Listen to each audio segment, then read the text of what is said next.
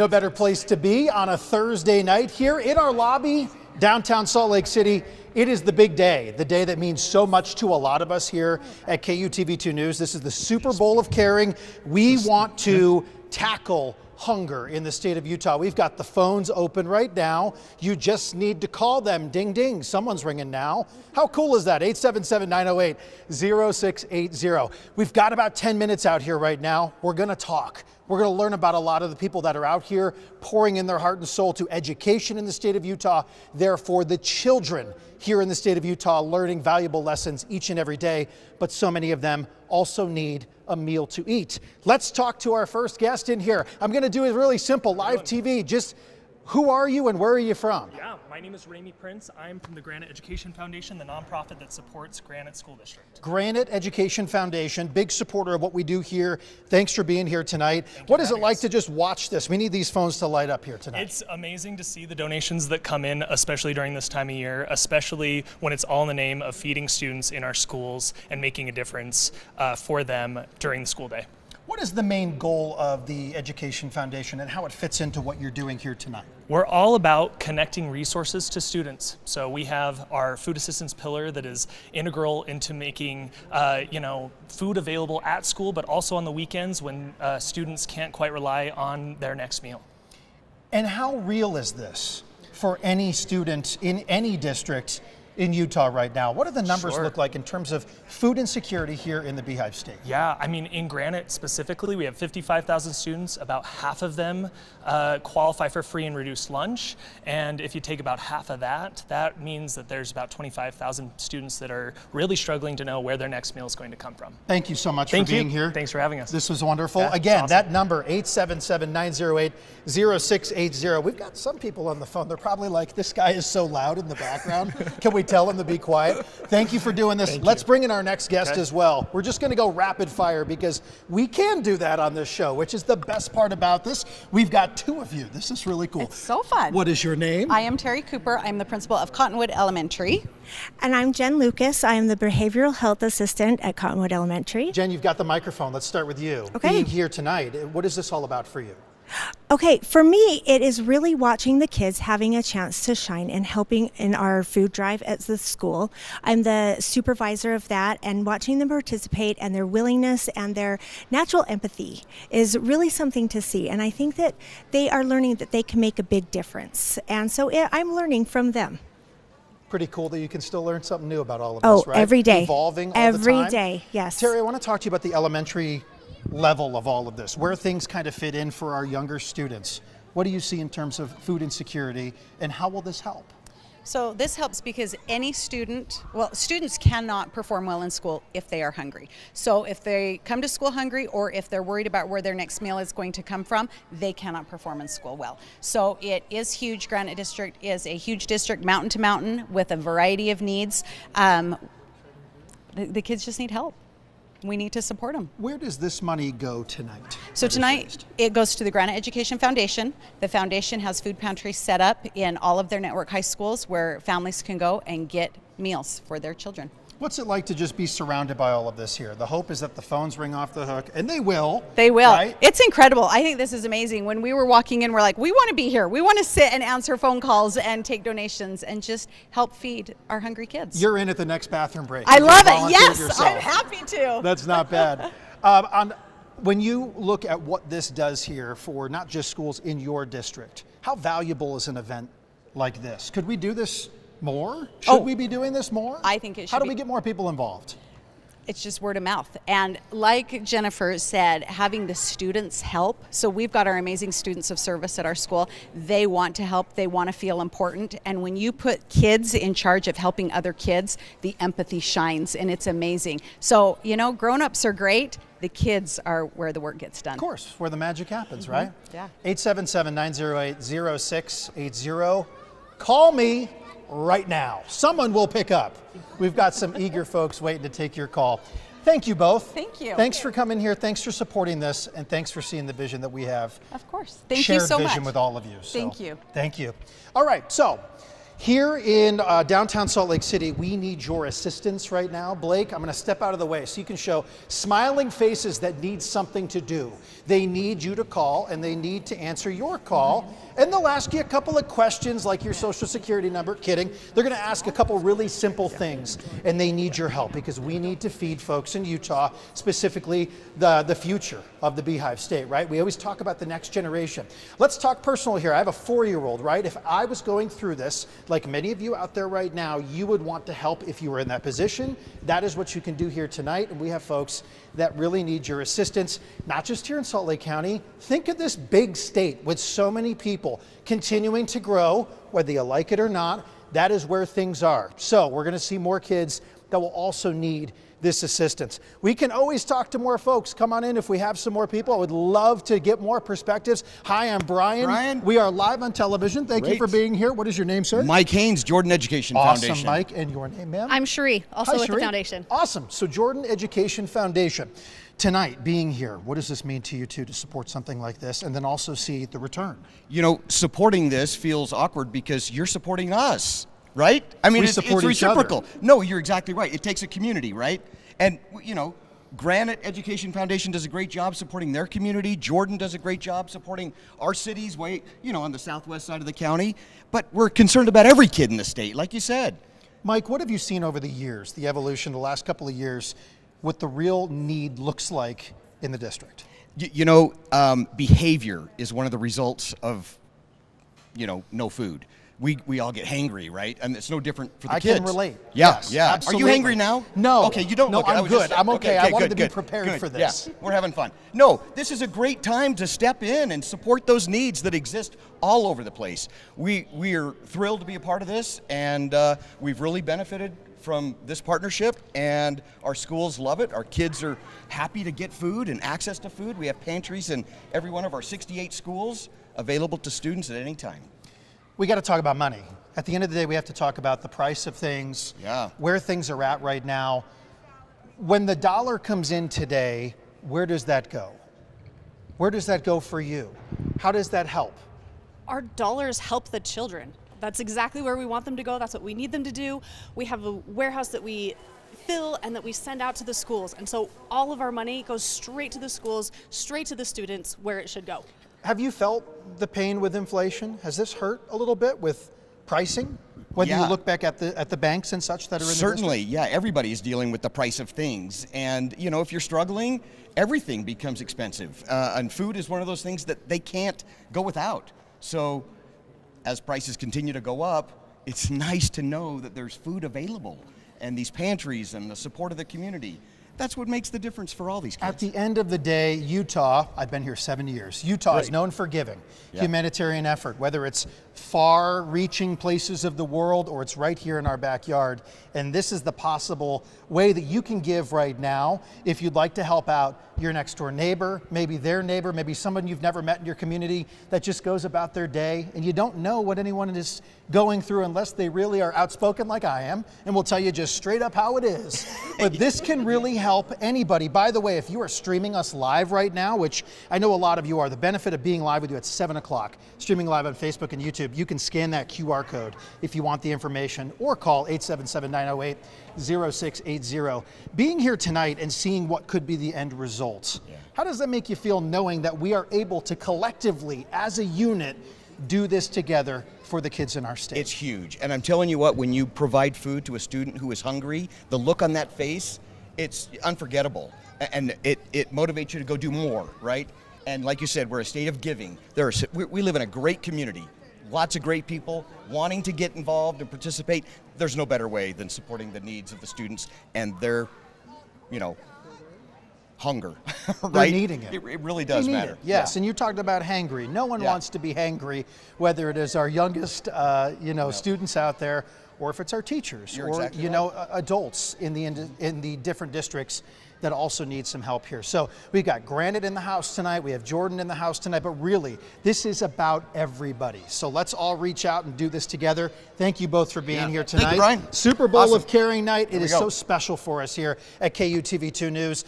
877-908-0680. Let's see somebody call. Oh, we just hung up too. I did hear some folks. This is great. Right now they are eagerly waiting. Pens are here. They're going to take down the information.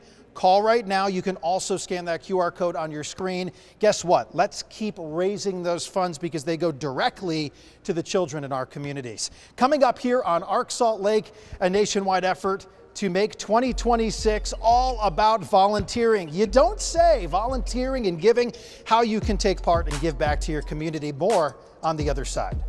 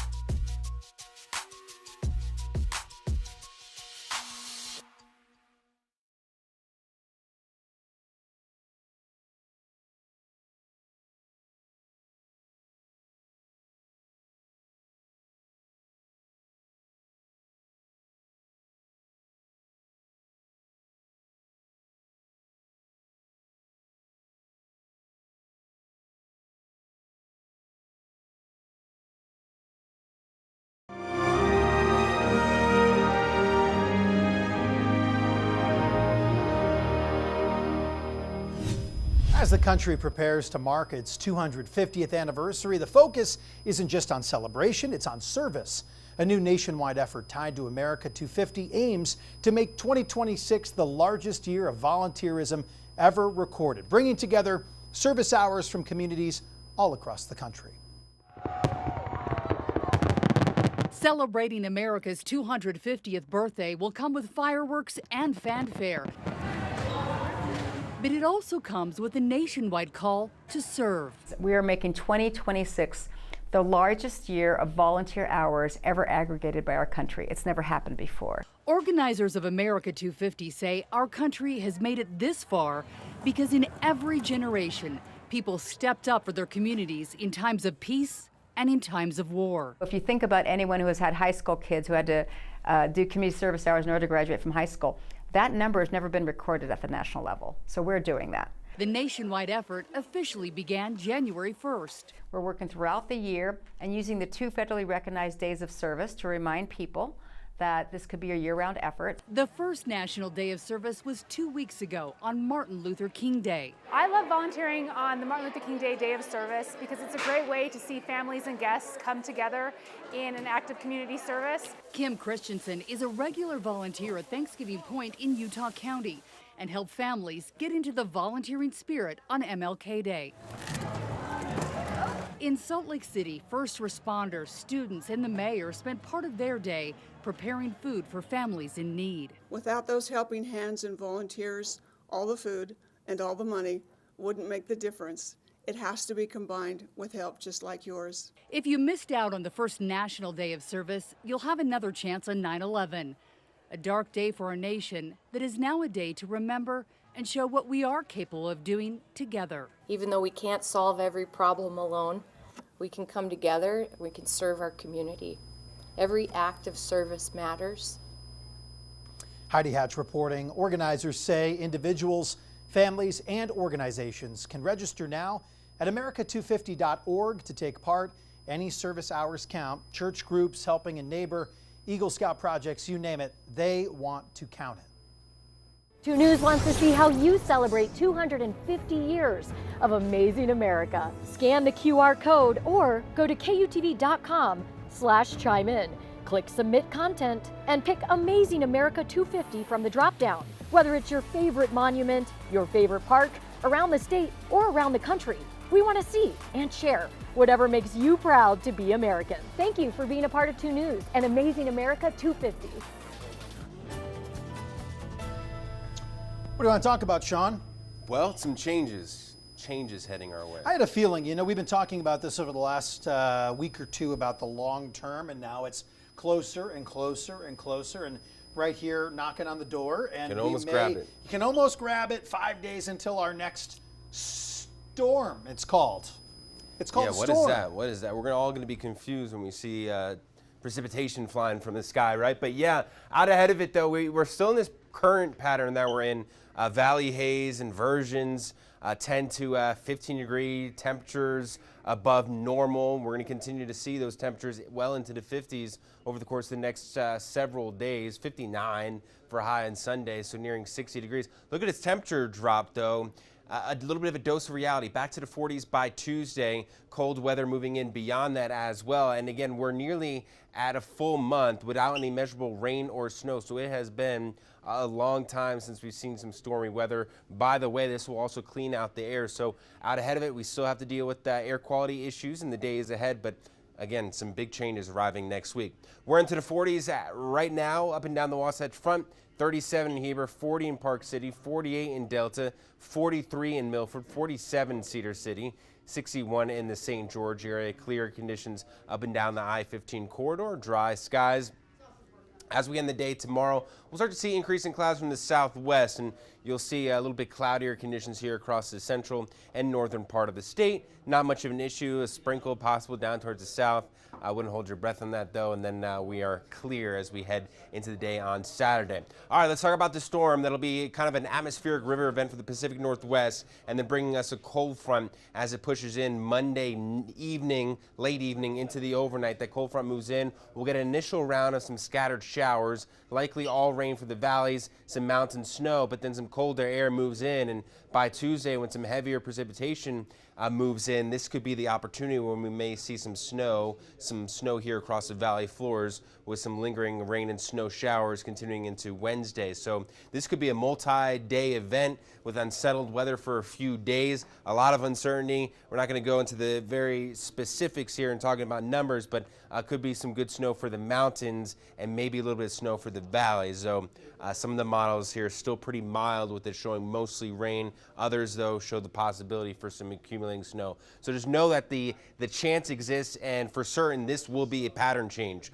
Cooler weather for sure, and unsettled weather for sure, but we still have to know a little bit more here, specifics in terms of the intensity and just how cold it will be. We're down into the 30s as we head into the overnight.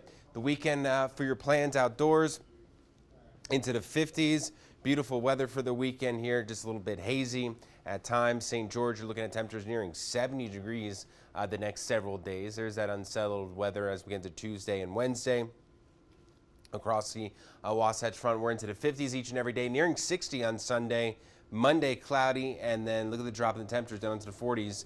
That makes it rain and snow Tuesday and Wednesday there. All right, listen, I know you're playing golf on Saturday, but on Sunday, if you were to be attending a Super Bowl watch party when it's almost 60 degrees, what would you be making to bring? What's the food? If it's, what's the food choice? What would you be bringing? Well, would I be bringing? To pair with like smash burgers and fries and what would you be bringing? To be continued. I still got to think about that. He's got to think about it. You already got the wings and 60 degrees. Yeah. What do you bring? You don't need chili. What do you bring? That's something tough. to cool you down, really, I guess. Pigs in a blanket. Classic. Coming up on Arc Salt Lake, an animal at Hogle Zoo channeling Nostradamus as he tries to predict this weekend's Super Bowl winner.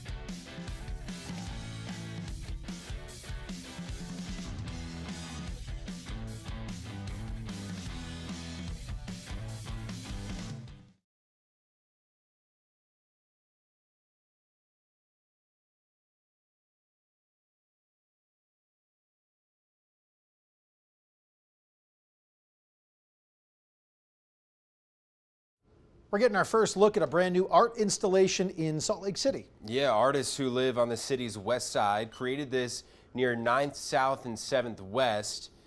They say they did it to highlight how the railroad tracks in I-15 cause divisions in Salt Lake City. Artists say their goal is to make people think and help reconnect this city.